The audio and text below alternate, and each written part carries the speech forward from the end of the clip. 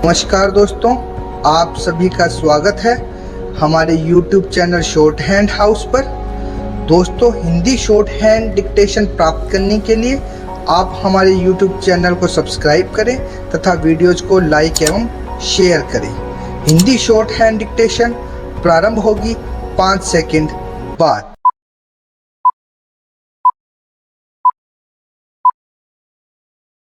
Start. भाइयों, आखिरकार एक लंबे संघर्ष के बाद, जो कि मुख्य रूप से अहिंसात्मक था और जिसका नेतृत्व ऐसे विलक्षण व्यक्ति ने किया जो अहिंसा और सत्य को ईश्वर का पर्याय मानता था, परंतु स्वतंत्रता के किनारे पहुंचने के अंतिम चरण में भारत को खून की नदी में से होकर गुजरना पड़ा। और यह नदी भारतीयों ने ही खोदी थी तथा इसमें भारतीयों का ही खून बह रहा था। अभूतपूर्व पैमाने पर लोगों का निष्क्रमण हुआ। पुरुषों, स्त्रियों, बच्चों, बूढ़ों, बीमारों समेत 1 करोड़ व्यक्ति, जिनके शरीरों से खून चूकर भारत की भूमि तक को रंग रहा था, भारत के एक ओर से दूसरी ओर गए। उन्होंने अपने पीछे न केवल मकान और ज़मीनें छोड़ी, बल्कि अपने घर के व्यक्तियों के मृत शरीर भी छोड़े। स्वतंत्र भारत के किनारे तक पहुंचने के लिए देश को यह मूल्य चुकाना पड़ा और वह 2 प्रभुता संपन्न राष्ट्रों भारत और पाकिस्तान में विभाजित हो गया। यह 15 अगस्त 1947 की बात है। कांग्रेस ने, जो वास्तविक रूप से 1885 से भारत की राष्ट्रीय वाणी थी, हमेशा भारत की एक राजनीतिक इकाई के रूप में संकल्पना की थी। कांग्रेस को अंत में भारत का विभाजन स्वीकार करना पड़ा। वैसे तो यह स्वीकृति सहमति से दी गई, किंतु वास्तविक रूप से देखा जाए तो यह ब्रिटिश शासकों द्वारा पिछले कई दशकों से उत्पन्न की गई परिस्थितियों के दबाव के कारण था। फूट डालो और राज करो की नीति पहले अलीगढ़ मुस्लिम कॉलेज की स्थापना के साथ शुरू की गई। एक दूसरे के बाद आने वाले 3 ब्रिटिश प्रिंसिपलों ने पृथकता का विचार मुस्लिम नेताओं और छात्रों के मन पर बिठाया। सर सैयद अहमद को विभाजन मूलक विचारों को फैलाने के लिए उनसे हर प्रकार की मदद मिली। हम यह नहीं कहेंगे कि इसमें हिंदुओं का कोई दोष नहीं था, जो मुसलमानों से सामाजिक स्तर पर अलगाव बनाए रखते थे और आर्थिक दृष्टि से उनका शोषण करते थे। अलीगढ़ कॉलेज के अधिकारियों को अपने उद्देश्य की पूर्ति के लिए उपजाऊ भूमि मिली। यह सब कुछ पिछली शताब्दी के अंतिम वर्षों में हुआ। इन्होंने सोच समझकर राष्ट्रीय मुसलमानों की उपेक्षा करने की नीति अपनाई। 1947 में कांग्रेस के पास विभाजन स्वीकार करने के सिवा कोई विकल्प नहीं था, विशेषकर गंभीर सांप्रदायिक झगड़ों के कारण, जो कि गृह युद्ध का रूप धारण कर रहे थे। जिन्ना ने यह सुझाव भी दिया कि सांप्रदायिक आधार पर आबादी की अदला बदली की जाए।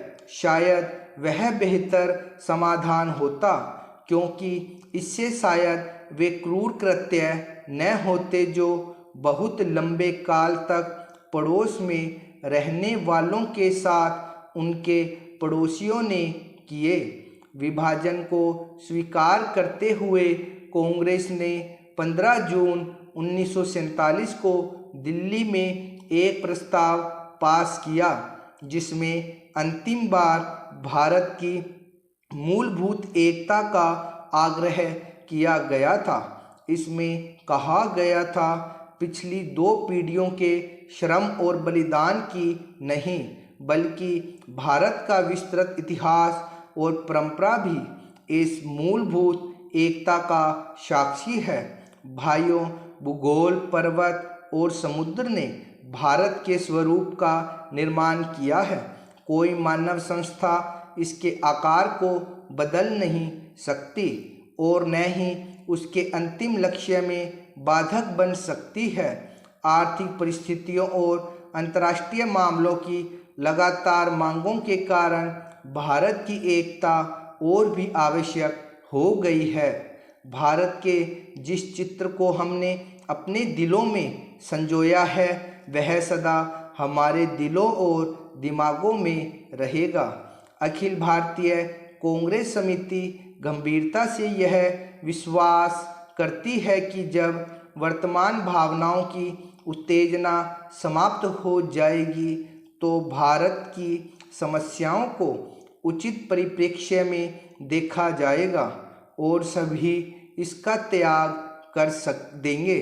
सामान्यतः राष्ट्रीयता जातीय, भाषाई अथवा भौगोलिक तत्वों पर आधारित होती है, परंतु इस्लाम का अलग अस्तित्व है जो अन्य धार्मिक वर्गों में मिश्रित नहीं होता।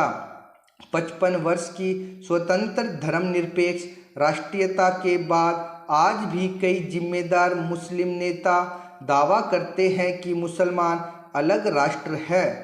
एक जिम्मेदार दल द्वारा इतने अधिक करुणाजनक और आत्मभ्रामक प्रस्ताव की कल्पना भी नहीं की जा सकती जितना कि अखिल भारतीय कांग्रेस समिति ने 15 जून 1947 को पास किया था।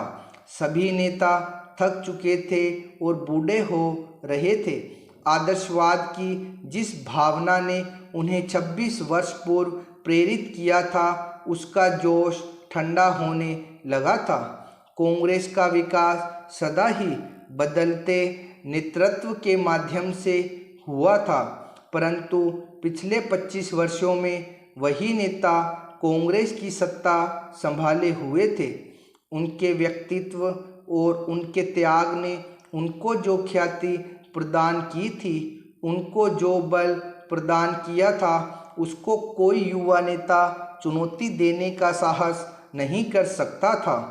विभाजन के विरोध में केवल एक ही स्वर था और वह था गांधी जी का, परंतु वे भी बहुत बूढ़े हो गए थे और उनका स्वास्थ्य भी ठीक नहीं था। उन्होंने अखिल भारतीय कांग्रेस समिति से प्रस्ताव स्वीकार करने के लिए कहा।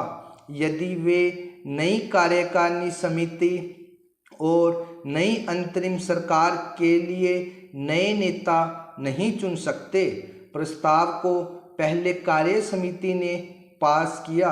गांधी जी से विशेष रूप से प्रार्थना की गई थी कि वे उपस्थित हों और सभा को संबोधित भी करें। लेखक अखिल भारतीय कांग्रेस समिति की बैठक में उपस्थित था।